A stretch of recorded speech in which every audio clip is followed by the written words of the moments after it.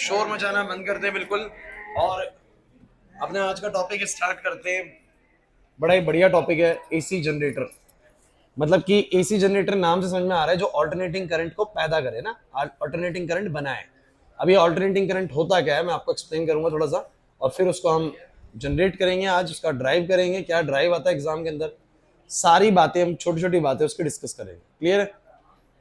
Generally AC generator paper में directly come आता है क्योंकि सीबीएसई भी ये मानती है टॉपिक 10th क्लास का है। तो मैंने बहुत कम देखा है कि बोर्ड एग्जाम में एसी जनरेटर आया, बट इसको समझना इसलिए जरूरी है बिकॉज अगला चैप्टर है ऑल्टरनेटिंग करंट। तो जब तक ये नहीं पता कि ऑल्टरनेटिंग करंट बना कैसे है तक उसके बारे में बात करना थोड़ा मुश्किल होगा, है ना। तो स्टार्ट करते हैं। मैंने आपको क्या बताया था, किसी भी कॉइल में ईएमएफ कब इंड्यूस होती है बच्चों? किसी भी कॉइल में ईएमएफ कब इंड्यूस होती है? जब उसके अंदर फ्लक्स में क्या आता है, चेंज। और फ्लक्स में चेंज कैसे कैसे आ सकता है बताओ जरा। मैग्नेटिक फील्ड के चेंज से, एरिया के चेंज से, और एंगल के चेंज से। एंगल जब बदले मैग्नेटिक फील्ड और एरिया वेक्टर के बीच का। सो मैंने मैग्नेटिक फील्ड के थ्रू चेंज जो होने वाला है उसके थ्रू मैंने ड्राइव करवा दिया आप लोगों को, देखो। फिर मैंने आप लोगों को बताया कि एरिया कैसे बदल सकता है। इस केस में एरिया बदलने वाला सिस्टम बताया मैंने आप लोगों को। नहीं आ रहा लेकिन याद सर में आ गया याद। एरिया वाला भी सिखा दिया मैंने आप लोगों को। फिर मैंने तुम लोगों को सिखाया, ये तो मैंने एनर्जी कंजर्वेशन समझाया था, बड़ा इंपॉर्टेंट केस है ये, आपको आना चाहिए। एंड आज मैं आपको सिखाने वाला हूं कि जब फ्लक्स में चेंज होगा एंगल की वजह से तो क्या होता है ना, change in angle between the B and a. मैं आपको दो केसेस करा चुका हूं। कौन कौन से दो केसेस? ये वाले और ये वाले। आज की क्लास उसे समझ में आएगी जिसने अब तक चैप्टर अटेंड करा हुआ है। बिल्कुल लास्ट क्लास चल रही है, सब कुछ पिछले ही टॉपिक से रिलेटेड बात होने वाली है। नहीं करा हुआ ज्यादा पिछला, दिक्कत रहेगा भाई क्लास के अंदर। सो आप जानते हैं कि फ्लक्स का फॉर्मूला क्या होता है, सब बच्चे था ना भाई। फ्लक्स का फॉर्मूला क्या होता है? B a cos theta. तो मैं तुम्हें ये बता चुका हूं कि जब तक फ्लक्स में चेंज नहीं आएगा ईएमएफ इंड्यूस नहीं होगा। तो ईएमएफ इंड्यूस होगा जब फ्लक्स में चेंज होगा। और जो फ्लक्स में चेंज होने वाला है वो तीन फैक्टर से होने वाला है। इस फैक्टर की वजह से करा चुका हूं, इस फैक्टर की वजह से करा चुका हूं। आज मैं इस फैक्टर की वजह से चेंज करके दिखाऊंगा कि जब एंगल बदलता है ना तब भी फ्लक्स जनरेट होता है। जैसे कि मान लीजिए कि मेरे पास एक कॉइल है, मतलब ऐसी रेक्टेंगुलर कॉइल है, ठीक है, और ये किसी मैग्नेटिक फील्ड में प्लेस है। मैग्नेटिक फील्ड ऐसे है। अभी मुझे बताओ जरा इसमें से कितनी मैग्नेटिक फील्ड पास हो रही है? अगर मैग्नेटिक फील्ड ऐसे है, जीरो, क्योंकि कुछ ऊपर से निकल जा रही है कुछ नीचे से निकल जा रही है। बट जैसे ही मैं इसको ऐसे रोटेट करूंगा इसके अंदर जाने वाली फील्ड लाइंस क्या होने लगेंगी? बढ़ने लगेंगी। और जब इसके अंदर जाने वाली फील्ड लाइंस बढ़ेंगी, इसके फ्लक्स में चेंज आएगा, तो इसमें ईएमएफ क्या होगा? इंड्यूस होगा। होगा कि नहीं होगा? नहीं आ रहा समझ? पक्की बात है। तो इसको समझने के लिए हम लोग स्टार्ट करते हैं एसी जनरेटर से। Topic is AC generator. बच्चों एसी का मतलब ये जो एसी चल रहा है वाला एसी नहीं है, ये ऑल्टरनेटिंग करंट जनरेटर है। ठीक है, ठीक है। अब ऑल्टरनेटिंग करंट कैसा करंट होता है एक बार उसकी भी चर्चा थोड़ी सी कर लेते हैं। तो मुझे तुम ये बताओ, अगर मैं इसके अंदर, विकास एक बार बंद कर दो गेट बच्चों पीछे से। अगर मैं इसके अंदर मान लीजिए यहां पर एक कोई लोड है, लोड मतलब यहां पर टीवी एसी वगैरह कुछ भी हो सकता है, और यहां पर मैं सप्लाई जो है ना वो एसी सप्लाई दूं, ये ऑल्टरनेटिंग करंट सप्लाई का सिंबल होता है। ऑल्टरनेटिंग करंट इस लोड में जा रहा है। अभी किसी भी घर के अप्लायंस के अंदर ऑल्टरनेटिंग करंट जा रहा है तो वो कैसे जा रहा है समझने की कोशिश करते हैं। हालांकि कुछ बातें ऐड हो जाएंगी, जैसे नया चैप्टर स्टार्ट होगा पता लगेगा कि हमारे अप्लायंसेस में एसी करंट जाता है, डीसी करंट जाता है। एसी करंट कैसा होता है कि अगर सप्लाई एसी करंट वाली गई और इस लोड के इस तरफ एक पी पॉइंट है और इस तरफ बोलो क्या है, क्यू पॉइंट है, तो आप लोग जानते हो कि डायरेक्ट करंट कैसा होता है। सब बच्चे डायरेक्ट करंट बताओ कैसा होता है। डायरेक्ट करंट सर ऐसा होता है कि ये प्लस माइनस है और प्लस से करंट निकलेगा और माइनस की तरफ जाएगा। और अगर ये करंट 10 एम्पियर का है तो थ्रू आउट कितने का रहेगा? 10 एम्पियर का ही रहेगा। डायरेक्ट करंट में ना तो करंट के मैग्नीट्यूड में कोई चेंज आता है ना ही उसकी डायरेक्शन में कोई चेंज आता है। ये डायरेक्शन हमेशा पी से क्यू बनी रहेगी करंट की डायरेक्शन। तो मैं ये बोल सकता हूं कि अगर मैं इसका ग्राफ बनाऊंगा ना तो मैं इसका ग्राफ कुछ ऐसा बनाऊंगा, ध्यान से देखना। अगर मेरे से इसका तुम ग्राफ पूछोगे तो मैं ग्राफ इसका ऐसे बनाऊंगा कि ये टाइम है और ये मेरे पास कौन सा एक्सिस है बोलो? करंट एक्सिस है। और ये टाइम है, तो टाइम के साथ करंट में क्या चेंजेस है तो बोलूंगा अगर एक बार 10 एम्पियर है ना ये, तो ये 10 एम्पियर थ्रू आउट बना रहेगा। और शुरू का जो टाइम जिसमें वो 10 एम्पियर सेट होता है वो नेग्लिजिबल टाइम मान के चल रहा हूं। तो आप लोग बोल सकते हैं कि इसमें थ्रू आउट कितना रहेगा बोलो? 10 एम्पियर का करंट रहेगा। डायरेक्शन भी चेंज नहीं होगी, पी से क्यू ही रहेगी। लेकिन अगर सप्लाई ऑल्टरनेटिंग करंट की है तो कहानी कुछ और हो जाती है बच्चों। कहानी तब क्या हो जाती है समझने की कोशिश करते हैं। ये मेरे पास एक लोड रहेगा, ये यहां पर एसी सप्लाई रहेगी, alternating current supply. This is a P and this is a Q and. And अगर सप्लाई ऑल्टरनेटिंग करंट की है गाइस, तो अब इसका जो करंट बनता है वो कैसे बनता है उसको भी देखना एक बार। और यार देखो अच्छे से समझना, मैं आपको बार बार एक बात कह रहा हूं, आप ये अच्छे से नहीं समझेंगे, अगला चैप्टर प्रॉब्लम करेगा, ऑल्टरनेटिंग करंट। और अगले चैप्टर में ना बेसिक चीज यही है जो मैं बताने वाला हूँ, अगर ये तुम्हें ढंग से समझ में आने लग गया ना, तुम्हें फिर आगे एसी चैप्टर बड़ा आसान लगेगा, बड़ा मजा आएगा तुम्हें उस चैप्टर के अंदर। इससे ज्यादा आसान है, और चैप्टर ये भी मुश्किल नहीं था, और बढ़िया चैप्टर था, इंटरेस्टिंग चैप्टर था। याद है, इतना इतना कहाँ मुश्किल था इसमें, डायरेक्शन वगैरह तो फाइंड कर रहे हैं शुरू से। सेल्फ इंडक्शन, म्यूचुअल इंडक्शन, कहाँ से टॉपिक मुश्किल थे। लास्ट क्लास मोशनल ईएमएफ कराया, बताओ कहाँ से मुश्किल था, मुश्किल कुछ भी नहीं था अभी तक। अब जरा सुनो इसका करंट कैसे बनेगा। इसका करंट कुछ ऐसा बनता है बच्चों,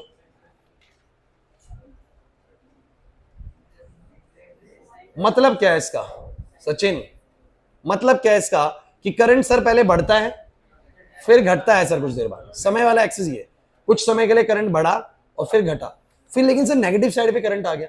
ये करंट पॉजिटिव और नेगेटिव का मतलब सिर्फ डायरेक्शन से है। किससे बोला, क्रिचॉफ आप लोगों ने पढ़ा है, तब मैंने पॉजिटिव नेगेटिव दिया था। ईएमआई जब मैं स्टार्टिंग में पढ़ा था, मैं बोल रहा था पॉजिटिव करंट चला फिर नेगेटिव करंट चला, वो डायरेक्शन को इंडिकेट करता है।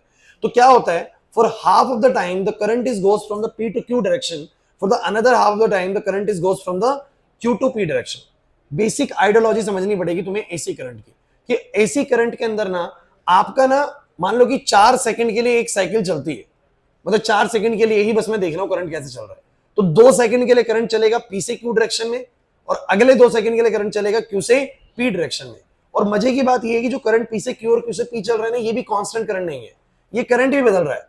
मतलब कि पी से क्यू करंट कैसे बढ़ रहा है, पहले शुरू में बढ़ता है, ऐसे बढ़ता है 1 2 3 4 5 एम्पियर बढ़ गया, 5 तक करंट गया, फिर 5 से घटता है, लेकिन डायरेक्शन यही रहती है, डायरेक्शन यही रहती है। मतलब शुरू में for the half of the cycle the current goes from P to Q, P to Q, पहले बढ़ा और फिर घटा, और फिर क्यू से पी आया, और क्यू से पी में भी पहले बढ़ा। कुछ कहेंगे सर कैसे बढ़ा, ये तो सर हमें घटता हुआ नजर आ रहा है। अरे यार एक बात बताओ, अगर ये मेरा +5 एम्पियर है और ये वाला मेरा -5 है, तो -5 को तुम कम मानते हो क्या? -5 भी मैग्नीट्यूड वाइज 5 के बराबर ही है, बस minus indicates that current flows in the opposite direction. Agree? तो मेरी बात को समझने की कोशिश करना, शुरू में करंट चलता है पी से क्यू डायरेक्शन में, बाद में चलता है क्यू से पी डायरेक्शन में, और पी से क्यू में भी ऐसे चलता है कि पहले बढ़ता है करंट, फिर उसी डायरेक्शन में रहता है, घटता है, फिर अपोजिट डायरेक्शन में पहले बढ़ता है और फिर अपोजिट में रहते हुए घटता है वापस से, -5 -4 -3 -2 -1। समझना पड़ेगा, मैं इसको बोल के दिखाता हूं। शुरू में करंट जा रहा है पी से क्यू, पी से क्यू कैसे बोलो, 1 2 3 4 5 बढ़ा, 1 2 3 4 5, फिर इसी में रहेगा 5 4 3 2 1 0, इसी में रहेगा, लेवल चेंज नहीं होगा। 1 2 3 4 5, फिर इसी में रहते हुए 5 4 3 2 1 0, घट गया पूरा, फिर अपोजिट में आएगा 1 2 3 4 5, फिर अपोजिट में रहते हुए 5 4 3 2 1 0। तो पहले बढ़ा फिर घटा फिर बढ़ा अपोजिट में और फिर घटा, नहीं आया समझ में। For the half of the cycle it will flow in the different direction, for another half cycle it will flow in the opposite direction. Clear हुआ कि नहीं हुआ? तो मैं अल्टरनेटिंग करंट के लिए बोलो क्या बोल सकते हो, क्या खास होता है इसके अंदर? सर इसका जो मैग्नीट्यूड होता है ना, मैग्नीट्यूड चेंजेस कॉन्टिन्यूसली, इसका मैग्नीट्यूड कॉन्टिन्यूसली चेंज होता है, एंड डायरेक्शन कॉन्टिन्यूसली चेंज होती है, डायरेक्शन चेंजेस पीरियोडिकली। पीरियोडिकली का मतलब होता है एक फिक्स पीरियड के बाद डायरेक्शन बोलो क्या हो जाएगी, चेंज। 2 सेकंड के बाद चेंज हुई, फिर 2 सेकंड के बाद अपोजिट, फिर 2 सेकंड में फिर दोबारा पी से क्यू चलेगी, फिर 2 सेकंड बाद क्यू से पी चलेगी। तो पीरियोडिकली मतलब एक फिक्स पीरियड के बाद डायरेक्शन चेंज हो रही है, but magnitude her second change हो रहा है, हर सेकंड। शुरू में 0, फिर 1 सेकंड, फिर 1 एम्पियर, फिर 2 एम्पियर, फिर 3 एम्पियर, फिर 4 एम्पियर, फिर 5 एम्पियर, फिर अपोजिट उसी डायरेक्शन में था 5 4 3 2 1 0, फिर अपोजिट में आ गया 1 2 3 4 5, फिर उसी में घटा 5 4 3 2 1 0। नहीं आया समझ में सर? ये होता है ऑल्टरनेटिंग करंट। मैंने जनरेटर पढ़ाया नहीं, लेकिन पहले करंट समझा दे तुम लोगों को, करंट कैसा होता है। और डीसी करंट की खास बात बोलो क्या है? अच्छा कोई बताएगा कि डीसी करंट को मैंने सिर्फ ऊपर वाले फ्रेम में क्यों बनाया, पॉजिटिव साइड पे क्यों बनाया? क्योंकि करंट का डायरेक्शन सिर्फ और सिर्फ बोलो क्या रहेगा, पी से क्यू। तो ना तो डायरेक्शन चेंज होती है, ना तो नीचे नेगेटिव साइड पे करंट आता है, और ना ही मैग्नीट्यूड चेंज होता है। बट इसका मैग्नीट्यूड भी चेंज होता है और डायरेक्शन भी। लेकिन आप बोलोगे the current which changes its magnitude continuously and direction periodically is said to be the alternating current. एक ऐसा करंट जो अपने मैग्नीट्यूड को कंटिन्यूसली बदल रहा है और डायरेक्शन को पीरियोडिकली बदल रहा है, उसको बोलो क्या बोलते हैं, ऑल्टरनेटिंग। नहीं आया ऐसा, पक्की बात है। तो ये सारा मामला पहले समझ में आना चाहिए था कि डीसी और एसी क्या होता है। तो मैं अभी इस पेज पे इसको सिर्फ इसी को रख रहा हूं। मैं इस पेज पे मैंने तुम्हें समझाने की कोशिश करी कि डायरेक्ट करंट और अल्टरनेटिंग करंट में क्या फर्क होता है। क्या तुम्हें समझ में आ गया? अरे बोलो भाई, लगे नहीं ना तुम लोगों के पेपर हैं कुछ दिनों में? चलो,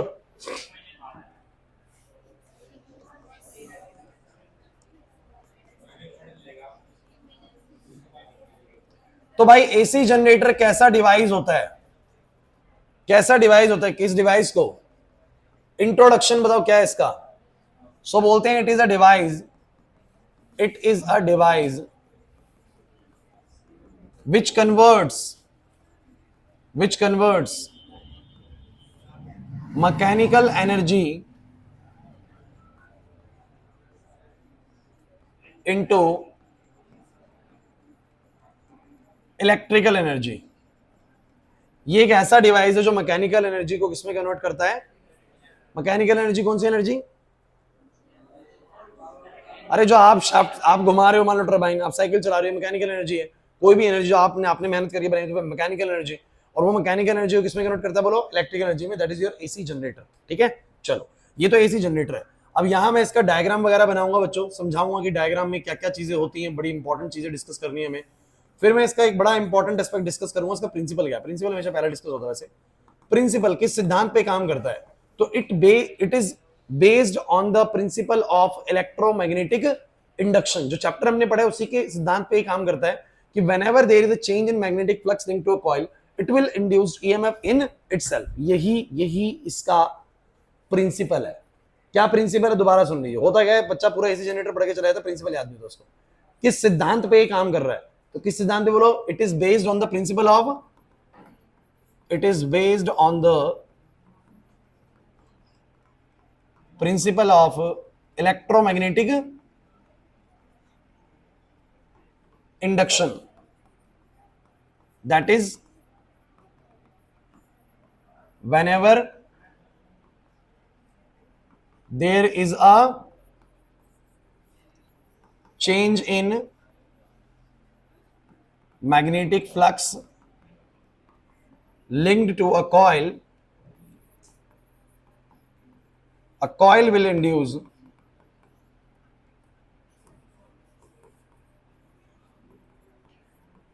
EMF in itself। ठीक है, तो भाई क्या हो गया, पढ़ाया कि नहीं पढ़ाई हमने, कुछ सुना है ऐसा। चलो अब बात करते हैं डायग्राम की, इसके क्या वर्किंग होगी, सारी चीजें डिस्कस करेंगे। डायग्राम गूगल से उठा लेते हैं, बढ़िया रहेगा यार। कोई बच्चा एक बार वो देना हॉटस्पॉट।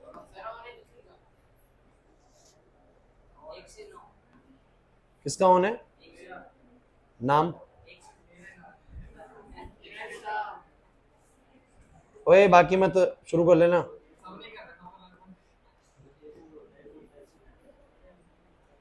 तुम क्लास में बैठ के फोन क्यों चलाते रहते हो फिर भाई।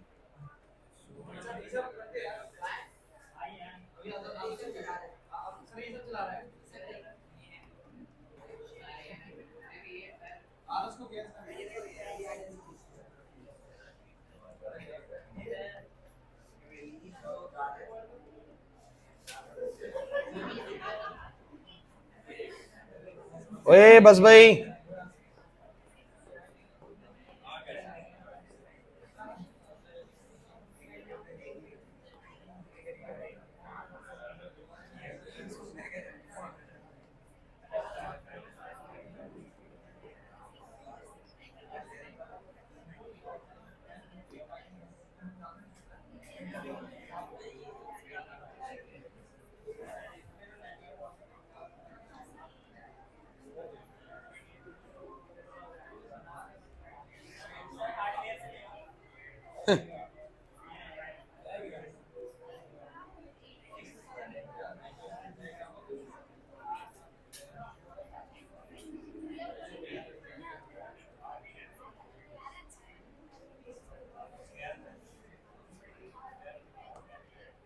डायग्राम ऐसा लेंगे ना जो थोड़ा सा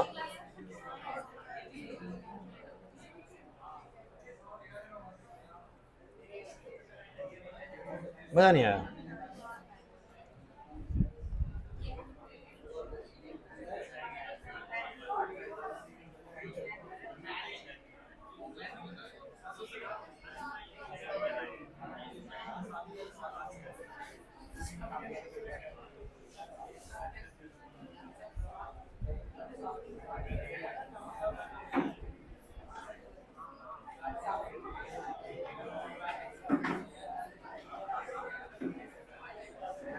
हाँ भाई, क्या चल रहा है?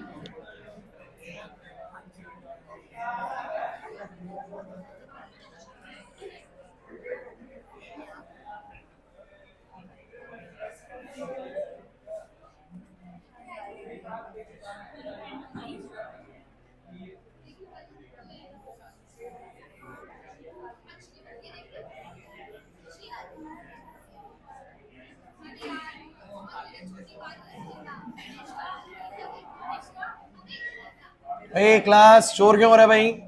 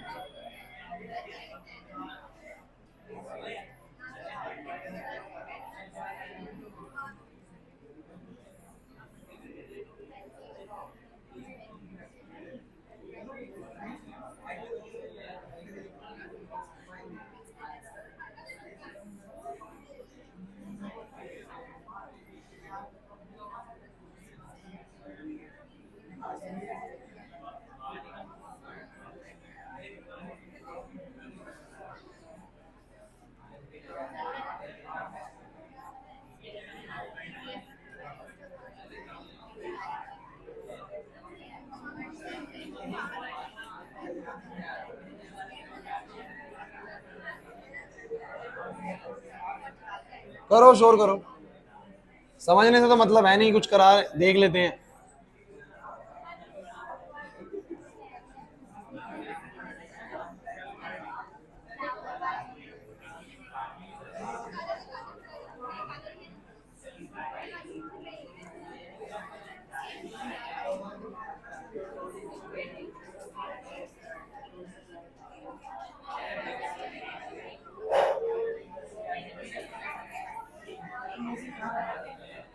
चलिए भाई, अब इस मैटर को समझने की कोशिश करते हैं, ये है क्या भाई।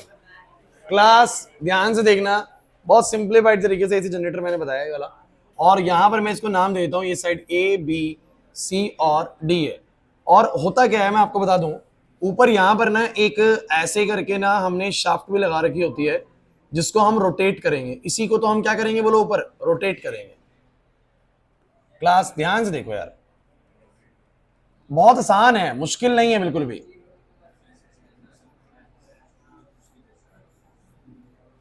इसी चीज को हम ऊपर रोटेट करने वाले, और ये आप ऐसे मान के चले, आप मुझे बताइए कोई भी तार जो है वो ऐसे हवा में तो टिकी रहेगी नहीं, क्या आप किस तार को ऐसे रेक्टेंगुलर टिका सकते हो? तो मैंने ये बात आपको जब मैं मूविंग कॉइल गैल्वेनोमीटर करा रहा था तब भी बताई थी कि इस तरीके से रेक्टेंगुलर कॉइल किसके अलोंग लपेटी जाती है, किसी भी सॉफ्ट आयरन कोर की ना। जैसे कि वो बोतल थी हमारे पास, कोई भी बोतल अगर आप सोच लें यहां पर, अरे याद आ रहा है मैंने सिखाया था, ये बोतल समझ लीजिए, और इसके ऊपर इस तरीके से इस तार को लपेट लीजिए ऐसे करके। तो ये तार जब इसके चारों तरफ ऐसे लपेटी जाएगी इस तरीके से, तो कैसी शेप लेगी बोलो? अरे लेगी रेक्टेंगुलर शेप, अरे लेगी इस तरीके से। तो सॉफ्ट आयरन कोर के अक्रॉस लपेटे जाए। आयरन कोर इसलिए ली जाती है ताकि जो मैग्नेटिक फील्ड आए वो उस आयरन कोर में से इजीली पास कर सके, बिकॉज आपको पता है वो कंपेटेबल है उस फील्ड्स के लिए, और इसको हमेशा फील्ड प्रोवाइड रहे इन कॉइल्स को। अब होगा क्या ना, माजरा समझने की कोशिश करेगा है क्या मैटर। आपके पास कोई कॉइल ऐसी है, श्रेयस यहां पर ध्यान देना, ये कॉइल ऐसी है एबीसीडी कॉइल, और नीचे क्या कर रखा है ना, जो ये तार जा रही है ना, ये तार ना ऐसे करके एक स्लिप रिंग से जोड़ी गई है, और स्लिप रिंग से, इनको बोलते हैं slip rings S1 and S2। और ये ढंग से समझना, नहीं तो पता ही लगेगा मैटर है क्या ये। और दूसरे वाली तार ना इस स्लिप रिंग के अंदर से निकाली गई और फिर दूसरी स्लिप रिंग से जोड़ी गई। अब ये कैसे मैटर है, मैं समझाता हूं इस चीज को भी। तो मुझे कोई दो कड़े दे दो, दो कड़े,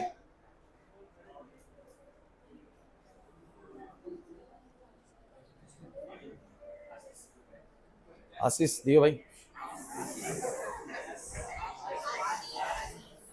वो आशीष ही बोल रहा है ना, इसलिए बोल रहा हूं। चलो सुनो, अब ये वाली जो वायर है, क्लास क्लास प्लीज देखो, ये ढंग से समझना, इन्हें कम्यूटेटर समझ में नहीं आएगा। पंगा पता है क्या है, मैं आपको एक मैटर समझाता हूं इसमें। ये जो आपके पास कॉइल है, ये कॉइल हमने एक शाफ्ट से कनेक्ट कर रखी है, और उस शाफ्ट को हम घुमाने वाले हैं। तो जब उसको घुमाएंगे तो कॉइल घूमेगी। हाँ भाई, जब इसको हमने ऊपर ऐसे, इस सॉफ्ट आयरन कोर को मैंने ऐसे जोड़ रखा है एक टरबाइन टाइप से, तो मैं उसको घुमाऊंगा तो कॉइल भी ऐसे घूमेगी नहीं घूमेगी। और जब ये कॉइल घूमेगी तो मैटर समझ लो पहले क्या है, ये मैग्नेटिक फील्ड ऐसे जा रही है, सब बच्चे ये मैग्नेटिक फील्ड ऐसे जा रही है।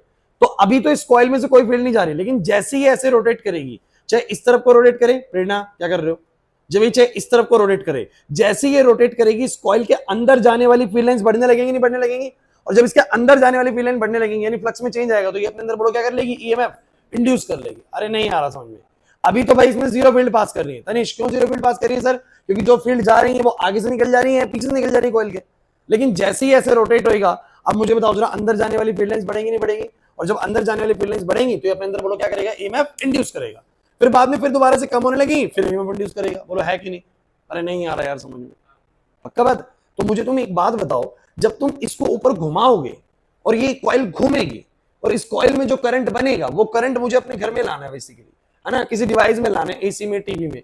तो यार जब वो घूमेगा और ये तारे जो लगी हुई है लोड के पास आने के लिए, जनरेटर से जो करंट आएगा, फिर तो जब वो घूमेगा तो ये भी घूम जाएगा, तो वायर ट्विस्ट होने लग जाएंगी और वायर क्या हो जाएगी, टूट जाएगी। समझना कम्यूटेटर करना क्या जाता है। आपको पता है कि मुझे इधर करंट बनाने के लिए कॉइल को घुमाना पड़ेगा, बताओ क्यों घुमाना पड़ेगा कॉइल को, क्योंकि जब मैं कॉइल को घुमाऊंगा तो इस कॉइल के साथ जो रिलेटेड मैग्नेटिक फ्लक्स है उसमें ये बोलो क्या आएगा, चेंज आएगा। अच्छा क्या ये चेंज बी के चेंज की वजह से मैग्नेटिक फील्ड की स्ट्रेंथ चेंज हुई क्या, नहीं सर, बीच में जो मैग्नेटिक फील्ड है वो नहीं है। कहीं सर मैग्नेटिक फील्ड कहां से आई, अरे कहां से आई सर मैग्नेटिक फील्ड।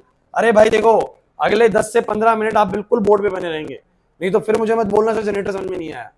यहां पर ये कॉइल मैंने स्टेटर कॉइल लपेटी हुई है, कॉइल में करंट है, और ये करंट है, तो बोलो इस करंट की वजह से बोलो यहां पर क्या चल रही है, बोलो यहां पर मैग्नेटिक फील्ड मौजूद है बच्चों। और अगर मैग्नेटिक फील्ड मौजूद है और मैं इसको ऐसे करके रोटेट करूंगा, तो इसके अंदर जो एसोसिएटेड मैग्नेटिक फ्लक्स उसमें बोलो क्या आएगा, चेंज आएगा। और उस चेंज को अपोज करने के लिए अपने अंदर ईएमएफ क्या करेगी, बोलो इंड्यूस करेगी। और यही है बच्चों इलेक्ट्रोमैग्नेटिक इंडक्शन, जिसमें करंट बनेगा। लेकिन जो करंट बनेगा वो मुझे कहां चाहिए, बोलो इस लोड में करंट चाहिए। अब ध्यान देना प्रेरणा यहां पर, तो ऊपर का बनाया हुआ इंड्यूस करंट मुझे इस लोड के पास चाहिए। लेकिन प्रॉब्लम ये है कि जब वो ऊपर घूमेगा तो मुझे ये डर है कि ये सिस्टम भी ना घूम जाए, पता लगे ये भी मैटर भी घूमने लग गया पूरा, है ना। या यहाँ पर वायर क्या करने लगी, बोलो ट्विस्ट करने लगी, तो एक टाइम के बाद बोलो क्या होगी, वायर टूटेंगी नहीं वाली। तो आप ये चाहते हैं कि ऊपर वाला सिस्टम तो घूमे बट नीचे वाला सिस्टम ना घूमे, मेन मकसद ये है। नहीं आ रही बात समझ में, अरे ये ऊपर वाला घूमे बट ये ना घूमे, ऐसा क्यों भाई, क्योंकि सर ऊपर वाला घुमाना इसलिए जरूरी है, सचिन पिट जाएगा, ऊपर वाला घुमाना इसलिए जरूरी है बिकॉज मैग्नेटिक फ्लक्स में बदलाव ही उसके थ्रू आएगा। घूमेगा तभी तो आएगा ना, रुक गया तो जितनी फील्ड जा रही है उतनी जा रही है, घूमेगा तभी तो फ्लक्स में क्या आएगा, बोलो चेंज आएगा। तो ऊपर वाले को घुमाना जरूरी है ताकि फ्लक्स में चेंज आए। अच्छा बार बार बोल रही हूँ, फ्लक्स में चेंज किसकी वजह से आ रहा है, क्या बी की वजह से, क्या कॉइल का एरिया बदला, सर कॉइल का एंगल बदल रहा है, किसके साथ, बोलो मैग्नेटिक फील्ड के साथ। अभी एरिया वेक्टर से बाहर की तरफ मैग्नेटिक फील्ड ऐसे है, थीटा बोलो कितना 90, बी ए कॉस 90 कितना हो जाएगा, कॉस 90 होता है 0, तो फ्लक्स कितना बनेगा 0। लेकिन सर जब ये ऐसा हो जाता है, ध्यान समझो ना यार, इंटरेस्टिंग पार्ट है, जब ये ऐसे घूम के ऐसे हो जाएगा तो एरिया वेक्टर ऐसे हो जाएगा, मैग्नेटिक फील्ड भी ऐसे हो जाएगा, एंगल हो जाएगा 0, कॉस 0 होता है 1, मैक्सिमम फ्लक्स बनेगा बी ए कॉस 0। अरे नहीं आ रहा समझ, तो ऐसे में फ्लक्स 0 है और ऐसे में करते करते मैक्सिमम फ्लक्स हो जाएगा, फिर कम होने लगेगा। तो आपको पता है कि ये जो फ्लक्स जनरेट हो रहा है, फ्लक्स में चेंज आ रहा है, it is due to the theta, it is due to the change in angle, not the change in the B and the A. Agree और नॉट। तो मुझे ऊपर वाली इस कॉइल को घुमाना बहुत जरूरी था कि फ्लक्स में चेंज आए, ईएमएफ इंड्यूस हो, बट साथ के साथ चाहता हूं कि नीचे वाला सिस्टम घूमे ना, क्योंकि भैया मुझे इधर करंट चाहिए, ये तो ऐसे ही रहना चाहिए। ऊपर वाला घुमा के मैकेनिकल एनर्जी से क्या बनाओ, बोलो इलेक्ट्रिकल एनर्जी, बट नीचे वाला नहीं घूमना चाहिए। इसके लिए यहाँ पर एक सिस्टम तैयार किया जाता है, कुछ रिंग्स की मदद से और कुछ ब्रशेस की मदद से ऐसा करा जाता है। कैसे, मैं आपको समझाता हूं। मैटर यहां तक का समझ में आ गया, आगे वाली बात समझो। अब ये वाली जो वायर आ रही है ना, इस वायर को ना हम ऐसे करके लाते हैं नीचे, और एक ना इससे जोड़ देते हैं, एक स्लिप रिंग से जोड़ देते हैं।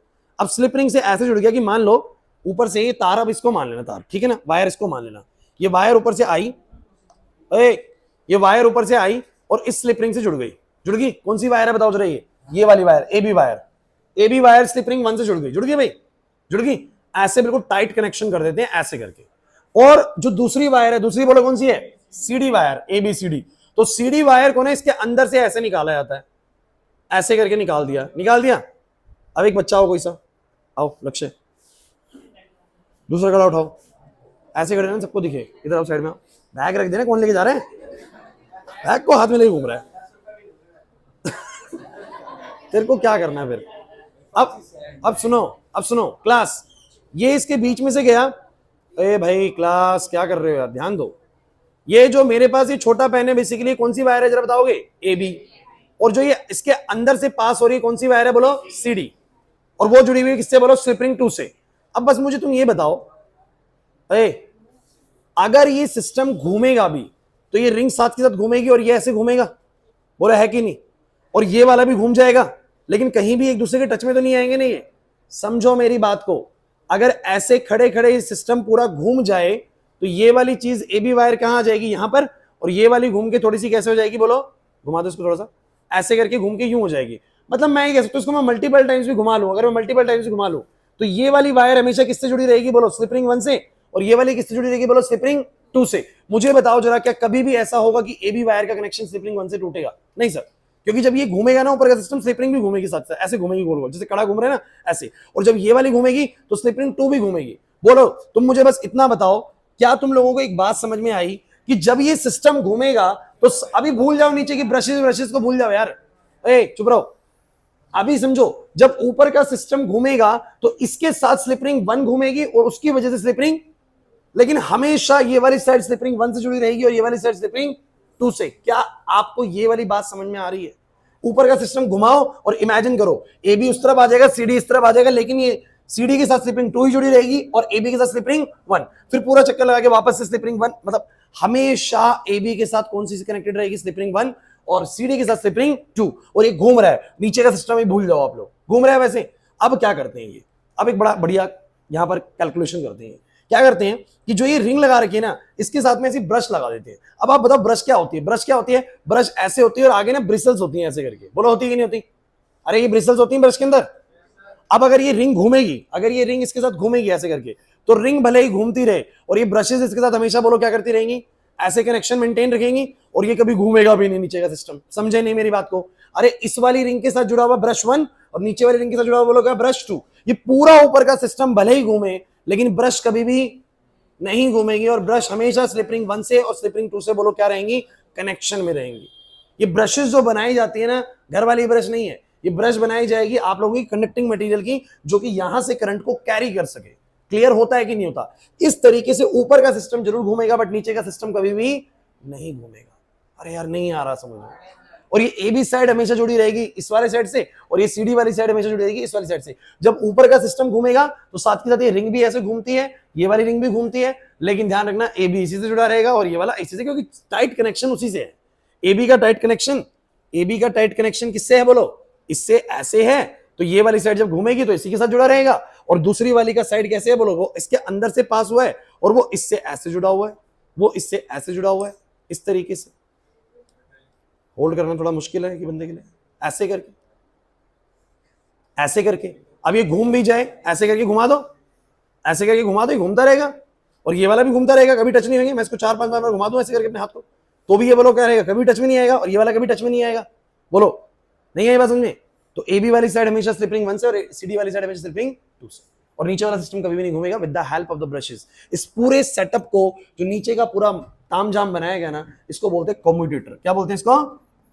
कम्यूटेटर।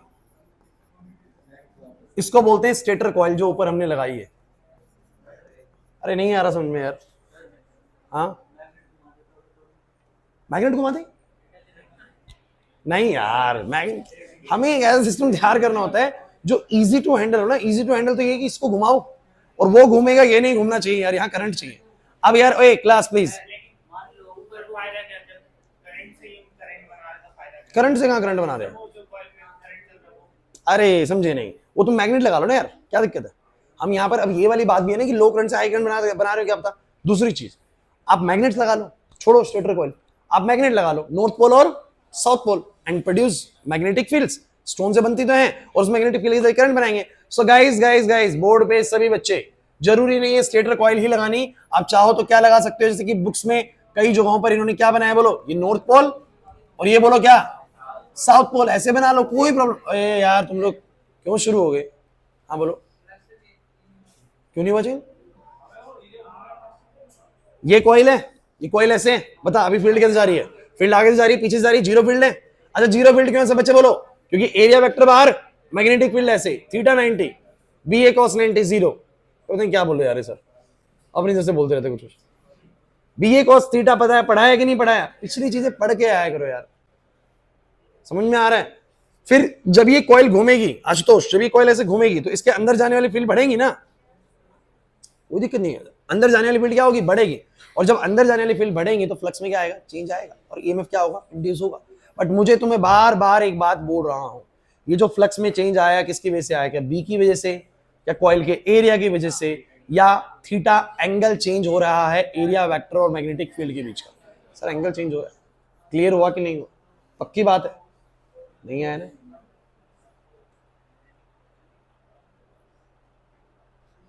अरे क्या हो गया?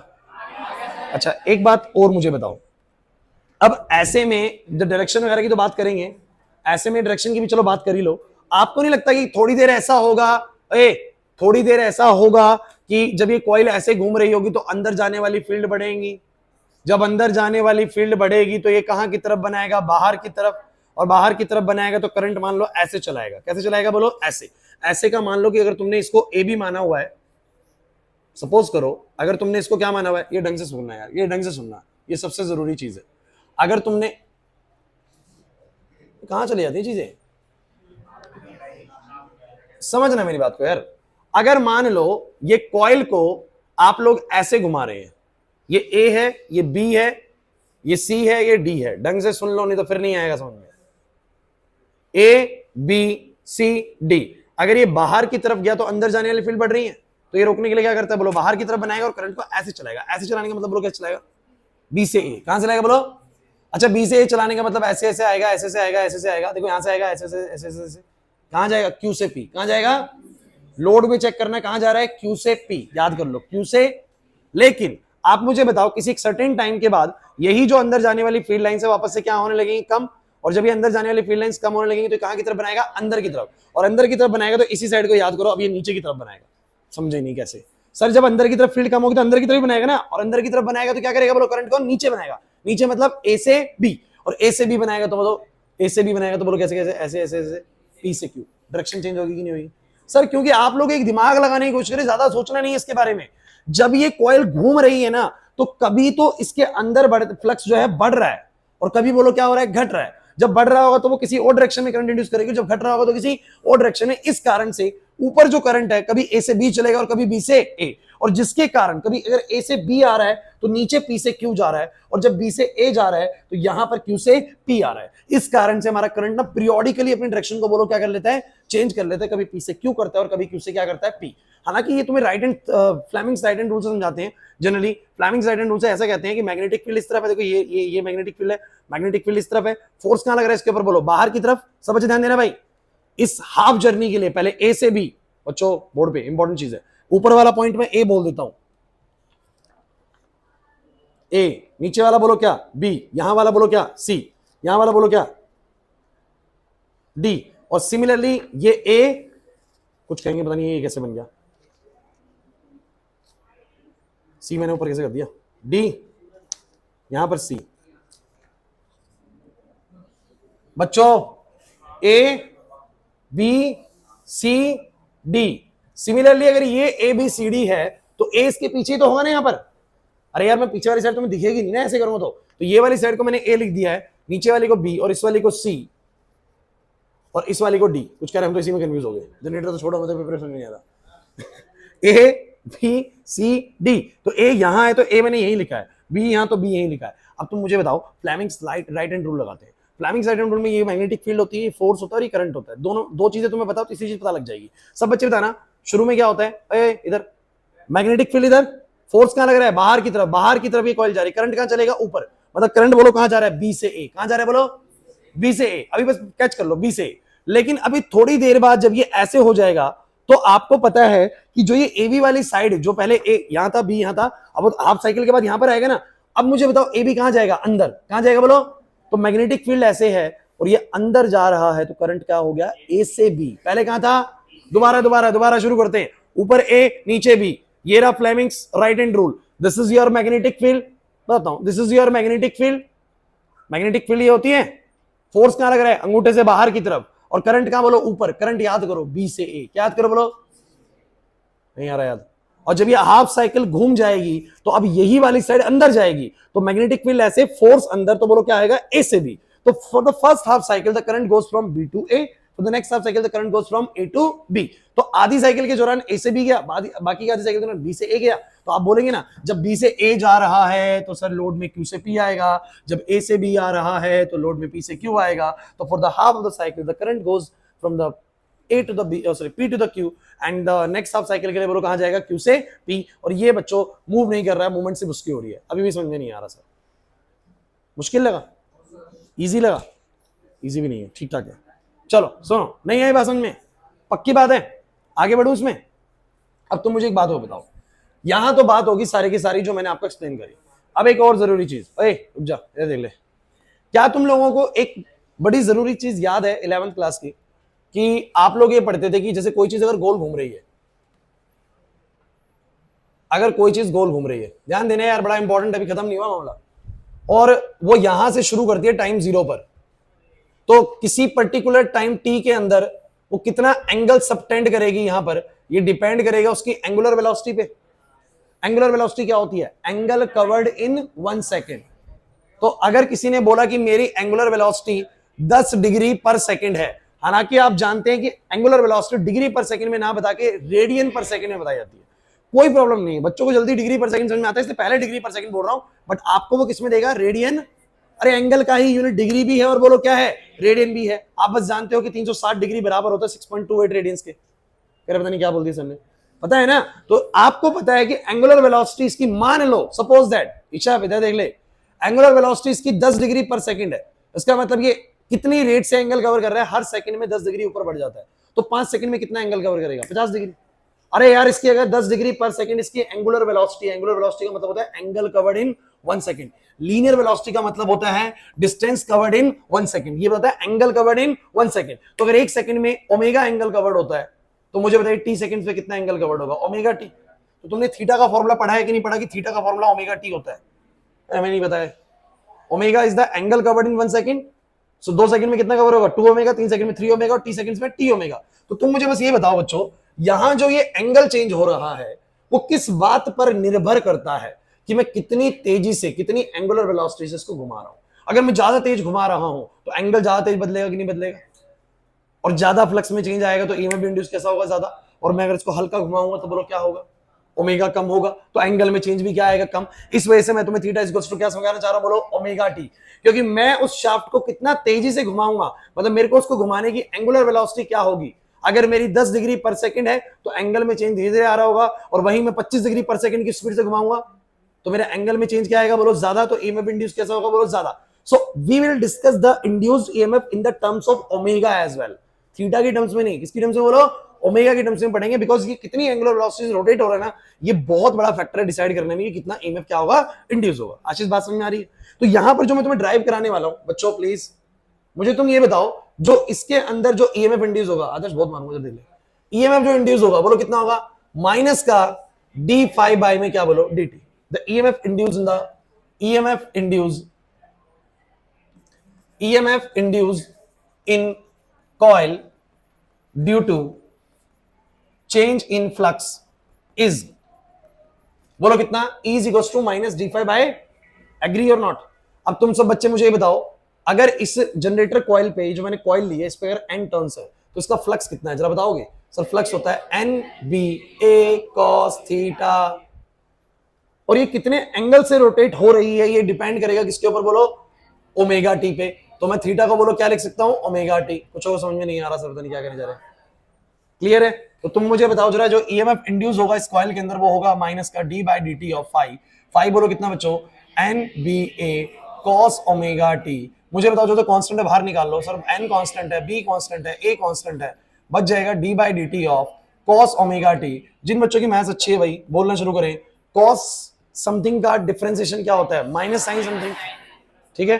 तो माइनस का होगा तो ये कट जाएगा माइनस, तो एन बी ए साइन ओमेगा टी। क्या सही है आंसर ये? बहुत अच्छे। चेन रूल के अकॉर्डिंग ओमेगा टी का टाइम के रिस्पेक्ट में क्या आएगा, ओमेगा। क्लियर हुआ? तो ये आएगा ओमेगा। अब बाय वाले बच्चे इधर उधर देख रहे हैं क्या हो रहा है ये, तो आप लोगों को ज्यादा टेंशन नहीं लेनी। आप लोगों को ये स्टेप याद कर लेना है कि कॉस समथिंग का डेरिवेटिव क्या होता है, साइन समथिंग, बस उस समथिंग ओमेगा टी का भी डिफरेंशिएट करना पड़ता है, ओमेगा आता है। तो बस ये स्टेप आप याद कर लेंगे। अब सुनो भाई, कितना फॉर्मूला बना, ए रुक जा भाई, फॉर्मूला क्या बना, ठीक है? अब सुनो भाई, किन किन बातों पर डिपेंड करता है, जितनी ज्यादा टर्न्स होंगी उतना ज्यादा ईएमएफ इंड्यूस होगा, जितनी स्ट्रॉन्ग मैग्नेटिक फील्ड, जितना ए और जितना ओमेगा और ये सब कुछ। यार लेकिन एक बात बताओ क्लास, अगर मान लो कि ये कांस्टेंट एंगुलर वेलोसिटी से घुमाया जा रहा है, आपने एक बार 25 डिग्री पर सेकंड की स्पीड में एंगुलर वेलोसिटी बना ली, घुमाए जा रहे हो, तो मुझे तुम ये बताओ, अगर ओमेगा कांस्टेंट है तो ए तो वैसे ही चेंज नहीं हो रहा, बी भी चेंज नहीं हो रहा, नंबर ऑफ टर्न्स कॉइल की कैसे चेंज होंगे, कॉइल तो रखी हुई पहले से बना रखी है, 10 टर्न बना 10 टर्न हो गए भाई, और आप एक कांस्टेंट एंगुलर वेलोसिटी से घुमा रहे हो, तो इस पूरे के में क्या चेंज हो रहा होगा, सिर्फ एक चीज चेंज हो रही है, बताओ कौन सी है, एंगल। बहुत अच्छे, सिर्फ ओमेगा टी चेंज हो रहा होगा। क्या चेंज हो रहा होगा बोलो, ओमेगा चेंज नहीं हो रहा, पूरा बोलो क्या चेंज हो रहा है, बोलो ओमेगा टी, क्योंकि टाइम तो क्या हो रहा है, चेंज हो रहा है ना। लवनीत नहीं है बस में, मान लो तुम इसको एक कांस्टेंट एंगुलर वेलोसिटी से घुमा रहे हो, तुमने एक बार 25 डिग्री पर सेकंड का उसमें घुमाने का एंगुलर वेलोसिटी लगाया और लगातार उसी से घुमाए जा रहे हो, तो ओमेगा ए पी सब कुछ कांस्टेंट है, बस क्या बदल रहा है बोलो, ओमेगा टी। तो मैं ये कहूंगा कि मैं इसमें, चलो एक बात बताओ, मैक्सिमम ईएमएफ कितना जनरेट होगा, the maximum EMF in coil is generated when आप मुझे बताओ कि ये मैक्सिमम कब होगा, जब ये साइन अपनी मैक्सिमम वैल्यू देगा, और तुम्हें पता है साइन की मैक्सिमम वैल्यू क्या होती है, 1। साइन की मैक्सिमम वैल्यू क्या होती है, 1। मैथमेटिक्स भाई पता होगा आप लोगों को, साइन अपनी मैक्सिमम वैल्यू 1 लेता है। जो बाय वाले बच्चे हैं, आपने 10th क्लास में पढ़ा था बच्चों कि साइन की सबसे बड़ी वैल्यू आपको 1 ही मिली थी, तो 1/2 √3/2 यही आती है ना, तो 1 सबसे बड़ी वैल्यू होती है। तो ईएमएफ, मैक्सिमम ईएमएफ कब आएगा यार, एक बात बताओ ना, कभी तो ये ओमेगा टी, इधर भाई, कभी तो ये ओमेगा टी 90 डिग्री भी होगा ना, और साइन 90 कितना होगा, 1। तो उस समय जो ईएमएफ नोट होता है ना, उसको मैक्सिमम ईएमएफ बोलते हैं। तो अगर कभी एक क्वेश्चन आए ना एग्जाम के अंदर कि what will be the maximum EMF generated by the AC generator, so it is NBA omega. Otherwise कभी ये 45 डिग्री है, मान लो 30 डिग्री अगर ओमेगा टी, अरे यार आपने इसको घुमाया है तो कभी 30 डिग्री भी तो घुमाया होगा ना, मैंने उसको घुमाया तो 90 डिग्री घुमा दिया, मान लो जब मैंने उस कॉइल को 90 डिग्री घुमा दिया, मतलब ये कॉइल ऐसी थी, ढंग से समझो यार, आएगा समझ में, ये कॉइल ऐसी थी, मैंने उसको ऐसे घुमा दिया 90 डिग्री, तब मैक्सिमम ईएमएफ जनरेट हो चुका होता है। और आपको पता होना चाहिए मैक्सिमम क्यों हुआ, क्योंकि अभी बिल्कुल जीरो है, अब बिल्कुल मैक्सिमम फील्ड पास हो चुकी है, तो मैक्सिमम ईएमएफ जनरेट हो चुका होता है। नहीं आ रही बात समझे, अरे नहीं आ रही बात समझे, फिर दोबारा कम होने लगता है। तो मेरी बात समझो बच्चों, मैक्सिमम जनरेट क्यों हुआ, क्योंकि ओमेगा टी, अरे ओमेगा टी कुछ नहीं है बच्चों, थीटा है, क्या है बोलो, और ये थीटा जो है आप लोगों का चेंज हो रहा है, एग्री करते हो कि नहीं करते? तो आपका जो ये ओमेगा टी है, कभी 0 रहेगा, कभी 30 डिग्री, कभी 90 डिग्री, ऐसे बढ़ता रहेगा। तो मैं ये तो कह रहा हूं, जब ये 90 होगा तो साइन 91 होगा, मैक्सिमम कितना होगा, एन बी ओमेगा। कभी 30 डिग्री भी होगा, साइन 31/2 होता, तो ईएमएफ बनेगा एन बी ओमेगा/2, उसका आधा बनेगा। नहीं आ रही बात समझ में? मैं आपको बस एक बात कहता हूं, मैक्सिमम ईएमएफ किसी जनरेटर से कितना जनरेट होता है, एन बी ओमेगा। इसको डिनोट करते हैं बच्चों किससे, ई नॉट से, किससे बोलो, ई नॉट से। और ऐसे में इस इक्वेशन को हम बना सकते हैं, E is equal to E not sine omega T, और मैं लिख देता हूं ये जो ओमेगा टी क्या है बोलो, ओमेगा टी बोलो क्या है, this is the maximum EMF of generator, या मैक्सिमम ईएमएफ लिख लो बस। नहीं आ रही बात समझ में? लेकिन तुम मुझे एक बात बताओ छोटी सी, class class class please, board पे खत्म नहीं हुई बात, अभी चल रही है। आप मुझे बताओ यहां तक का सारा मामला समझ में आ गया? पहले तो ये सारा समझ में आया था, फिर ये सारा समझ में आ गया आप लोगों को, ये सिस्टम घुमाने वाला समझ में आ गया, ये कैलकुलेशन समझ में आ गई, फॉर्मूला कैसे बना, ये दोबारा बताऊं ये वाली चीज सबको क्लियर है? अब लास्ट चीज है, बस 10 मिनट की चीज हो रहा है, खत्म हो जाएगा फिर ये। ई इज इक्वल टू में क्या है बोलो, ई नॉट साइन ओमेगा टी। बच्चों ये क्या आपको लगता है, ये जो ई है ये क्या है? This is the EMF in coil at any time T, at any time. आपको क्या लगता है कि कांस्टेंट ईएमएफ बन रहा है क्या यहाँ पर? जब कांस्टेंट करंट ही नहीं बनता तो कांस्टेंट ईएमएफ कहां से बनेगा? करंट भी बदलता रहता है और ईएमएफ भी करंट बढ़ रहा है तो ईएमएफ भी बढ़ी होगी, करंट घट रहा है तो ईएमएफ भी क्या होगी, घटी होगी। तो ये ईएमएफ ना कांस्टेंट ईएमएफ नहीं होता। कृति यहां पर ध्यान दो, ये ईएमएफ कांस्टेंट ईएमएफ नहीं होता। क्यों नहीं होता? क्योंकि आपको पता है कि एक चीज जरूर चेंज होती रहेगी, वो बोलो क्या है, टाइम। मैं कॉइल को घुमाता रहूंगा 1 सेकंड 2 सेकंड 3 सेकंड, टाइम बढ़ता रहेगा, टाइम बढ़ता रहेगा तो जो ओमेगा टी की वैल्यू है ये भी क्या होती रहेगी, बढ़ती रहेगी। और ओमेगा टी बढ़ता रहेगा तो साइन की वैल्यूज भी क्या आती रहेंगी, कुछ कुछ आती रहेंगी। तो मेरा जो ई का रिजल्ट है वो भी क्या आएगा, अलग अलग आएगा। बात समझ में नहीं आई होगी, कोई दिक्कत नहीं, आ जाओ। आप मुझे बताओ क्या इक्वेशन बनी है, आएगी समझ में, बस अब सुन सुनते चलना। क्या इक्वेशन बनी है, ये बनी। थोड़ा सा तुम्हारा मैथमेटिक्स सुधारते हैं फिर बात करेंगे, आ जाओ। पहले तुम सब बच्चे मुझे ये बताओ, तुम्हें अगर मैं ये पूरा क्वाड्रेंट सिस्टम बनाऊं तो ये 0 डिग्री है, ध्यान देना। ये कितना है बोलो, 90। ये बोलो कितना है, 180। ये बोलो कितना, 270। और ये मत कहना कि ये भी नहीं पता, 90 जोड़ के बना लो। अब अगर मैं यही रेडियन में बोलूं, तो 0। रेडियन में क्या होता है बच्चों, 360 डिग्री को बोलते हैं 6.28 रेडियन। अरे जैसे 1 किलोमीटर बराबर 1000 मीटर होता है, वैसे रेडियन थोड़ा बड़ा यूनिट होता है एंगल का। 6.28 रेडियन बराबर 360 डिग्री होता है। इसी को तुम लोग क्या बोलते हो भाई, मैं कह रहा हूं इसके बिना ना तुम्हें मैं इसी नहीं समझा पाऊंगा। ऑल्टरनेटिंग करंट चैप्टर नहीं आएगा समझ में अगर तुम्हें रेडियन डिग्री नहीं पता है तो। यूं समझ लो कि एंगल की 2 यूनिट होती हैं, एक डिग्री और एक रेडियन। जैसे डिस्टेंस की 2 होती है, किलोमीटर और एक मीटर। 1 किलोमीटर में 1000 मीटर होते हैं, वैसे ही सर इतने रेडियंस के अंदर इतनी डिग्रीज होती हैं। और इस 6.28 को मैं क्या लिख सकता हूं मैथमेटिकली, 2 पाई, क्योंकि पाई का मतलब 3.14 होता है। 3.14 इंटू 2, भैया ये बात बोला है कि नहीं। तो मुझे तुम ये बताओ 360 डिग्री को तुम लोग क्या लिखते हो, 2 पाई। इसके आधे को बोलो क्या लिखोगे, 1 पाई। उसके आधे को बोलो क्या लिखोगे, पाई बाय 2। तो ये 1 पाई बाय 2, 2 पाई बाय 2, ये 3 पाई बाय 2 है। उसका 3 गुना है 90 डिग्री का। अब साइन थीटा की तुम मुझे बस वैल्यूज बताओ। अगर मैं साइन थीटा के हिसाब से जाऊं, थोड़ा सा मुझे यहां पर चाहिए आप लोगों से कि साइन 0 कितना होता है, बोलो 0। अगर ये 0 होता है तो ये -0 होता है, मतलब -0 का मतलब 0 ही होता है एक तरीके से, ठीक है। और साइन 90 अगर 1 होता है ना बच्चों, तो ध्यान रखना ये -1 होता है। आप कहेंगे सर क्यों बताइए सब चीजें, भाई इसके बिना बात बनेंगी नहीं। और ये मैं आपको बताऊं, मैं पहली बार नहीं बता रहा, जब मैं आप लोगों को 11th क्लास में ऑसिलेशन चैप्टर करा रहा था ना, वेव चैप्टर करा रहा था, मैंने तब भी ये सारी बातों का जिक्र किया होगा आप लोगों के साथ, सब कुछ टोटली। तो ये सारी बातें बताई जाती हैं उस समय भी, दोबारा बताई जा रही हैं, काम आएंगी, कोई दिक्कत नहीं है, आ जाइए। E इक्वल्स टू में E not sine omega T है। और तुम मुझे बस ये बताओ बच्चों, कोई दिक्कत नहीं है, बस सुनते चलो। 2 तरीके से एक्सप्लेन करूंगा चीजों को। यहां टाइम 0 है, पूरे एक चक्कर को गोल घुमाने में मान लेते टाइम कितना लगता है, कैपिटल टी। अरे capital T is always the time period, capital T is always the, कुछ बहुत इंपॉर्टेंट चीज बताने वाला हूं, ढंग से समझ में आएगी आप लोगों को। पूरा कोई एक चक्कर लगा लेगा तो बोलेंगे कैपिटल टी टाइम पीरियड। आधे चक्कर तक बोलो क्या बोलूंगा, हाफ टाइम। उसके आधे को बोलो क्या बोलूंगा, 1/4 टाइम। और यहां वाले को बोलो क्या बोलूंगा, 3t/4। और पता है इसके अंदर ही ना एंगल अपनी वैल्यूज बदलता है। ढंग से सीखना यार, ये बहुत जरूरी चीज है। एंगल मतलब एंगल कैसे, जैसे थीटा बन रहा है, यहां पर ये थीटा बन रहा है, तो ये थीटा कैसे वेरी हो रहा है। आपको पता है कि थीटा बोलो क्या होता है सब बच्चे, ओमेगा टी। थीटा क्या होता है बोलो, होता है। और ओमेगा टी को तुम लोग कितने जानते हो कि 2π/t भी लिखते हैं। अरे नई नई चीजें ला रहे हो सर, कुछ नया नहीं, सब पुराना है। आप तुम मुझे, चलो मैं 1 मिनट में भी समझा देता हूं। आप मुझे तुम ये बताओ सब बच्चे, ए क्लास प्लीज यार, आप मुझे ये बताओ कि जो एंगुलर वेलोसिटी होता है वो किसके बराबर होता है, थीटा बाय में टी। थीटा मतलब क्या, कितना एंगल कवर हो रहा है और कितने समय में हो रहा है। अगर मान लो कि एंगल कवर हो रहा है 50 डिग्री और हो रहा है 10 सेकंड में, तो आ गया ना 5 डिग्री पर सेकंड। तो omega is nothing, angular velocity is nothing but is the angle covered पर सेकंड। बने रहिए टॉपिक के अंदर, लूज मत पड़िए लास्ट 10 मिनट के अंदर। सो एंगल कवर्ड पर सेकंड, यही बोलो क्या होता है, एंगुलर वेलोसिटी होता है नहीं बार। अब तुम मुझे बताओ, अगर किसी ने पूरा एक चक्कर लगाया है तो कितना एंगल घुमा, 360 डिग्री। 360 डिग्री का मतलब क्या, 2 पाई रेडियन, तो 2 पाई का एंगल घुमा। और जो समय लगा उसको मैं कैपिटल टी बोलता हूं, because since capital T denotes the time period. एक पूरे चक्कर में जो समय लगता है वो डिनोट ही कैपिटल टी से होता है। तो किसी ने अगर पूरा एक चक्कर लगाया तो समय कितना लिया, बोलो कैपिटल टी। और पूरे एक चक्कर में एंगल कितना घुमा, बोलो 2 पाई। तो जब मैं एंगल को टाइम से डिवाइड कर दूंगा तो बोलो क्या आ जाएगा, एंगुलर वेलोसिटी। अरे नहीं आई बात समझ, ऐसी तो निकलेगी किसी की एंगुलर वेलोसिटी कि उसने पूरा 360 डिग्री अगर 10 सेकंड में घूम लिया तो आ जाएगा 36 डिग्री पर सेकंड। अगर उसने पूरा 360 डिग्री 20 सेकंड में घूमा तो आ जाएगा भैया कितना आ जाएगा, 18 डिग्री पर सेकंड। समझो मेरी बात को, मतलब कि ओमेगा का सीधा फॉर्मूला होता है 2 पाई रेडियंस कोई कितने समय में घूमता है, यानी कैपिटल टी समय में, वो उसका बोलो क्या होता है, एंगुलर वेलोसिटी। नहीं आया समझ में, angular velocity is theta by T. And अगर एंगल 360 डिग्री है यानी 2 पाई रेडियन है, तो उस समय का जो टाइम होता है किससे डिनोट होता है, बोलो कैपिटल टी से। ये सब बातें मैं 11th क्लास की बिल्कुल आपको बता रहा हूं, डिस्कस करने की जरूरत नहीं होती, हालांकि इस लेवल पे आप लोगों को ये सब चीजें आनी चाहिए, बट फिर भी पिछली चीज डिस्कस हो गई है। सो एंगल होता है ओमेगा टी, ओमेगा होता है 2π/t इंटू टी। अब बहुत साफ सुथरा मामला बनने वाला है। कैसे? आ जाओ, आ जाओ सब बच्चे। आपको क्या करना है, यहां पर मैं समय लूंगा, यहां पर मैं लूंगा थीटा, यानी जिसको मैं बोलो क्या बोल रहा हूं, ओमेगा टी। क्लास बने रहिए बोर्ड पे।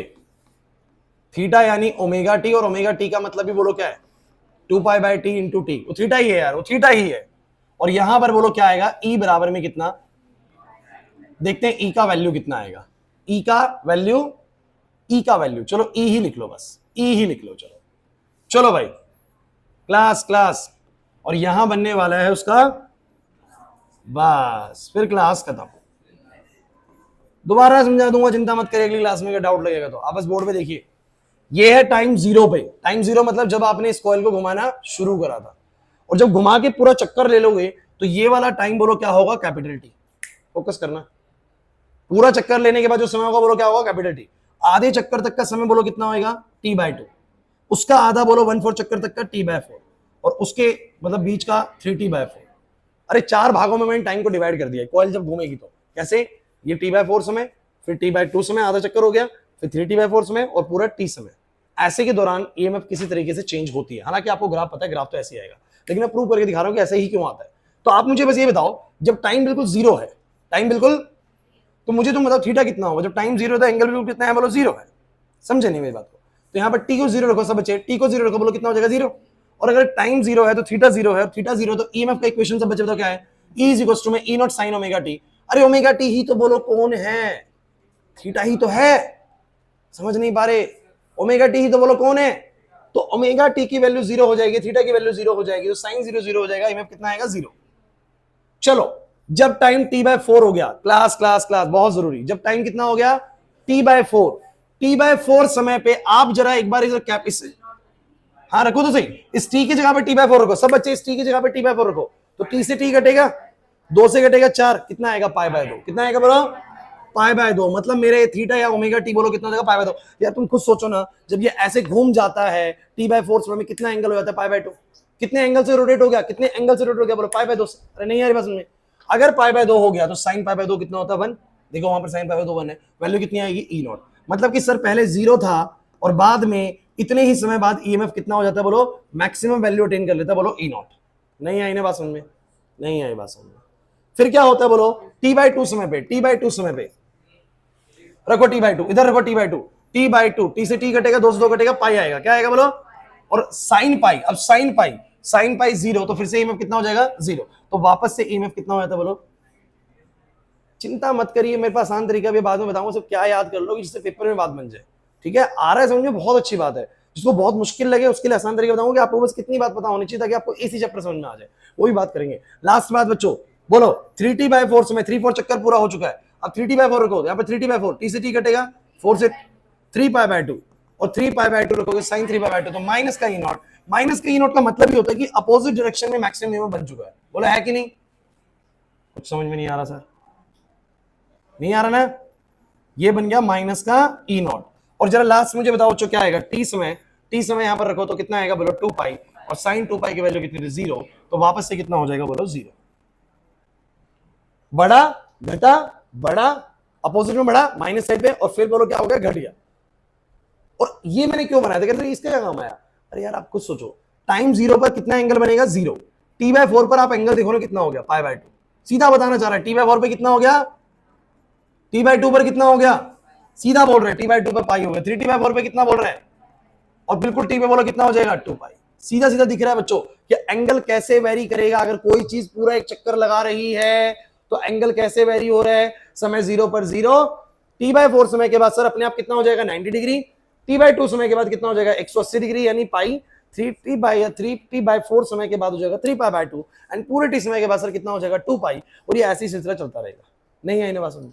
और आपकी ईएमएफ की वैल्यूज वेरी करेंगे। कुछ हुआ कि नहीं हुआ? लेकिन मैं आपको एक छोटी सी बात ऐड करना चाहूंगा बच्चों। अब क्या होता है ना, क्लास क्लास क्लास बोर्ड पे, अब आप लोग ऐसा बना सकते हो सकता है ग्राफ ऐसा बना दें, लेकिन ये बहुत बड़ा लोचा हो जाएगा भाई। क्यों हो जाएगा पता है? क्योंकि यार आपको ऐसा लग रहा है कि t/2 समय पे, यानी आधे समय पर, इसका आधा भी ले लो ना t/2, आपको लग रहा है ई में भी आधा होगा, E0/2। कितना होगा ई नॉट बाई 2। एक बार मैंने ये करवाया था तुम लोगों को, जिन बच्चों को ऑसिलेशन याद है ना, ऐसा वेरिएशन होता ही नहीं है। टी बाई 2 समय एक बार रख के देखना, मुझे वैल्यू बताना कितनी आएगी टी बाई 2 पे। सॉरी टी बाई 8, सॉरी यार, सॉरी टी बाई 8 इसका आधा, टी बाई 8 रखना। टी बाई में 8 में पाई बाई 4 आएगी, 1/√2 आएगा यार। थोड़ा कैलकुलेशन तुम्हें लगेगा मुश्किल, तो मैं कर देता हूँ। टी बाई 8 रखो, इसका आधे में रखो, बोलो कितना आएगा? 2 पाई बाई में टी, अरे समझाने के लिए बस, आए तो ठीक है, नहीं आए तो छोड़ देना। पाई बाई 4, पाई बाई 4 कितना होता है बोलो? साइन पाई 4 कितना होता है? 1/√2, यानी ई नॉट बाई में √2, यानी ई नॉट बाई में 1.41। बच्चों ये 0.7 ई नॉट आएगा। कितना आएगा बोलो? This is not 0.5 E not, मतलब कि बिल्कुल बीच में नहीं आता टी बाई 8 पे। वैल्यू निकाल के देखा, थोड़ा ऊपर आया, इसका मतलब ये वेरिएशन ऐसे ना हो कि थोड़ा सा ऐसा होता है, लीनियर वेरिएशन नहीं है। समझ नहीं आया? शुरू में ईएमएफ एकदम से बढ़ता है, तेजी से बढ़ता है, ऐसे नहीं बढ़ता, ऐसे बढ़ता है, मतलब शुरू में तेजी से ईएमएफ बढ़ता है, क्योंकि शुरू में एकदम से चेंज आता है तो ईएमएफ ज्यादा बनता है रोकने के लिए। क्लियर हुआ कि नहीं हुआ? नहीं आ रहा है। तो आप लोग इसका ग्राफ ऐसे बिल्कुल नहीं बनाएंगे। बोलो ग्राफ कैसे बनाओगे? क्लास ग्राफ कैसे बनाओगे? बोलो बोलो। ऐसे जाएगा सर। क्लियर हो रहा है कि नहीं हो रहा? स्मूथ ग्राफ बनेगा, मतलब कि वेरिएशन बिल्कुल ऐसे नहीं होता, ऐसे नहीं होता सर। ई से ई नॉट बिल्कुल यूनिफॉर्मली नहीं बढ़ता, शुरू में ज्यादा बढ़ता है और बाद में कम चेंज बढ़ता है। क्लियर हुआ कि नहीं हुआ? फिर ऐसे ही करता है। अब आप मुझे बताओ इस ग्राफ का क्या सेंस है? सब बच्चे इस ग्राफ का सेंस क्या है? सर ये ग्राफ बताना चाह रहा है जो मेरे जो नीचे पीक्यू लोड लगा हुआ था, उस लोड के पास ईएमएफ कैसे बन रहा है। अरे ईएमएफ और करंट एक ही तरीके से बनेगा, जब वोल्टेज बढ़ेगी तो करंट बढ़ेगा, जब वोल्टेज घटेगी तो बोलो क्या होगा? करंट घटेगा। जब वोल्टेज पी से क्यू फ्लो करेगा तो करंट भी क्यू से, सॉरी पी से क्यू फ्लो करेगा, जब ईएमएफ मेरा क्यू से पी जाएगा तो करंट भी क्यू से पी जाएगा। एग्री करते कि नहीं करते? लेकिन तुम मुझे बताओ उस लोड के अंदर जो करंट जा रहा है बच्चों प्लीज, उस लोड में जो करंट जा रहा है या ईएमएफ जा रहा है, क्या वो यूनिफॉर्म ईएमएफ है? नहीं सर, पहले ईएमएफ बढ़ता है, फिर ईएमएफ क्या होता है? घटता है। पी से क्यू में ही पहले बढ़ता है और फिर घटता है, फिर क्यू से पी में बढ़ता है और फिर घटता है। माइनस बस इंडिकेट कर रहा है कि डायरेक्शन चेंज हो गया, बट बढ़ ये भी रहा है। क्लियर हुआ कि नहीं हुआ? और जब ईएमएफ बढ़ रहा है घट रहा है तो करंट भी बढ़ रहा है घट रहा है। क्लियर हुआ कि नहीं हुआ? तो आप लोगों को करना क्या है वो सुनो। ये सारा मैटर तो मैंने समझा दिया, लेकिन किसी बच्चे को अगर ये लगे कि सर मेरे को थोड़ा सा कम समझ में आई चीजें, क्योंकि मेरे ये मैथमेटिकल कॉन्सेप्ट उतने बढ़िया नहीं है, उसी को प्रॉब्लम आएगी बस। जिसका मैथमेटिकल कॉन्सेप्ट बढ़िया उसको कोई समस्या नहीं इस टॉपिक में। जिसका मैथमेटिकल कॉन्सेप्ट थोड़ा सा लूज है ना, बस वो इतना जरूर सीख के जाए आज की क्लास में, क्योंकि एसी जनरेटर अगर पेपर में मान लो आ भी गया तो ये ड्राइव करना कोई बहुत बड़ी चीज नहीं है, आप रट के भी जा सकते हैं। मान लो जिसको ऐसी प्रॉब्लम नहीं है वो याद करके चला गया, ये ग्राफ बना दिया, करने की प्रॉब्लम नहीं है। जनरेटर हालांकि कम आता है, आपको अगले चैप्टर में दिक्कत नहीं आनी चाहिए इस सिंगल टॉपिक की वजह से, मेन मानना ये है। तो आपको बस ये समझ लेना है कि ऑल्टरनेटिंग करंट कैसे फ्लो करता है। सर मुझे ये जरूर पता है, किसी भी लोड के अक्रॉस अगर ऑल्टरनेटिंग करंट लगा हुआ है तो सर उसमें करंट पहले हाफ साइकिल के लिए पी से क्यू जाएगा, तो अगली हाफ साइकिल के लिए क्यू से पी जाएगा, और पी से क्यू में भी पहले बढ़ेगा 1 2 3 4 5 5 4 3 2 1 0। फोकस करेगा 1 2 3 4 5, और इसी में रहते हुए 5 4 3 2 1 0 कम हो गया, फिर अपोजिट में आएगा 1 2 3 4 5, और फिर इसी में रहते हुए 5 4 3 2 1 0। सर ऐसे भी चलता है। एक तो ये बात समझ में आ गई, हो जाएगी वाली बात। दूसरी बात, अगर आप समझ सकते हैं बहुत अच्छा रहेगा। अगर आप समझ सकते हैं तो इतना समझ लीजिए कि जो ये वेरिएशन आ रहा है ईएमएफ में, वो टाइम के साथ आ रहा है, कि जैसे जैसे समय बदल रहा है वैसे वैसे ईएमएफ भी क्या हो रहा है बोलो? चेंज हो रहा है ना। कभी भी आप देखेंगे मैंने ऑल्टरनेटिंग सप्लाई लगा रखी है तो कांस्टेंट ईएमएफ तो है ही नहीं, बढ़ रहा है घट रहा है बढ़ रहा है घट रहा है। इसका मतलब समय के साथ ईएमएफ बोलो क्या हो रहा है? चेंज हो रहा है। तो समय के साथ जो ईएमएफ चेंज हो रहा है उसके लिए एक मैथमेटिकल इक्वेशन है, बोलो क्या? E is equals to E not sine omega T. ये इक्वेशन याद रखेंगे, और याद रखेंगे कि सर जैसे जैसे समय बढ़ रहा है ना वैसे वैसे ये ओमेगा टी अपनी वैल्यू क्या कर रहा है? चेंज कर रहा है। और कभी ये 0 होता है तो सर ये 0 हो जाता है, कभी पाई बाई 2 हो जाता है, 1 आ जाता है, मतलब ये पाई बाई 2 होगा तो साइन पाई बाई 2 1 हो जाएगा, तो e की वैल्यू कितनी आ जाएगी? ई नॉट। तो सर ये जब 0 है तो e की वैल्यू 0, जब ये पाई बाई 2 है तो e की वैल्यू कितनी बोलो? ई नॉट। फिर कभी पाई होता है फिर e 0 हो जाता है। मतलब कि सर समय के साथ ईएमएफ क्योंकि चेंज हो रहा है तो there must be some mathematical relation between the time and the EMF, and this relation is equals to E naught sin omega t, and according to time के साथ ये चेंज होता है, जिसकी वजह से साइन के अंदर का एंगल चेंज होता है तो वैल्यू चेंज होती है और EMF की वैल्यूज बदलती रहती है। सिर्फ दो बातें भी अगर आपको पता है ना तो इसी चैप्टर प्रॉब्लम नहीं करेगा। क्या दो बातें? मैं आपको बार बार यही सिखाने की कोशिश कर रहा हूं कि एक तो ऑल्टरनेटिंग करंट कैसे चलता है सर्किट में, ये मुझे क्लियर है सर। डायरेक्शन कैसे चेंज करेगा? पीरियोडिकली। और मैग्नीट्यूड कैसे चेंज करेगा? कंटिन्यूअसली। समझ नहीं आ रहा? और दूसरी बात सर, जो ये चेंज हो रहा है ना, ये चेंज किस मैथमेटिकल इक्वेशन की वजह से हो रहा है? उसका मैथमेटिकल रिलेशन क्या बोलो? E is equals to E not sine omega T.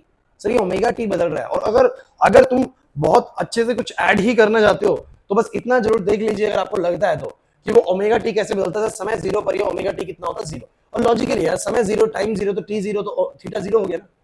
और जब टाइम कितना बोलो t/4, तो तुम सोचिए ना t/4 के बाद कोई चीज एंगल कितना घूम जाएगी, π/2, खुद ही सोच लीजिए। तो π/2 घूम गया तो sin π/2 कितना हो गया, 1 e नॉट आ गया सर। t/2 समय के बाद, आधा समय के बाद कोई भी चीज पाई डिग्री यानी पाई रीडियन यानी 180 डिग्री घूम जाएगी तो पाई रखो, sin पाई जीरो होता है, मैंने पढ़ा रखा वहां पर, e जीरो आ जाएगा। फिर 3t/4 समय के बाद 3π/2 घूम जाएगी। अरे नहीं आ रहा, आ गया, पक्का श्योर हो। तो ईएमएफ वेरिएशन ऐसे होता है। आपको क्या करंट वेरिएशन कैसे, तो जैसा ईएमएफ का वैसे ही बोलो क्या है, जब ईएमएफ मैक्सिमम हो तो करंट भी क्या होगा, मैक्सिमम। बस वैल्यू अलग हो सकती है, इसकी 220 वोल्ट है तो उसकी मान लो कि 20 एम्पीयर करंट बन रहा है, लेकिन ये मैक्सिमम तो वो भी मैक्सिमम। हाँ, लेकिन अभी तो हमें सिर्फ रजिस्ट्री पता है, हमें तो पता ही नहीं इंडक्टर क्या, वो कैपेसिटर क्या होता है ना। अभी तो हमने सारी सप्लाईज किसमें लगाएंगे, रजिस्टर्स में, तो उधर तो ऐसे ही रहेगा। ठीक है, क्लास समझ में कुछ आया कि नहीं आया।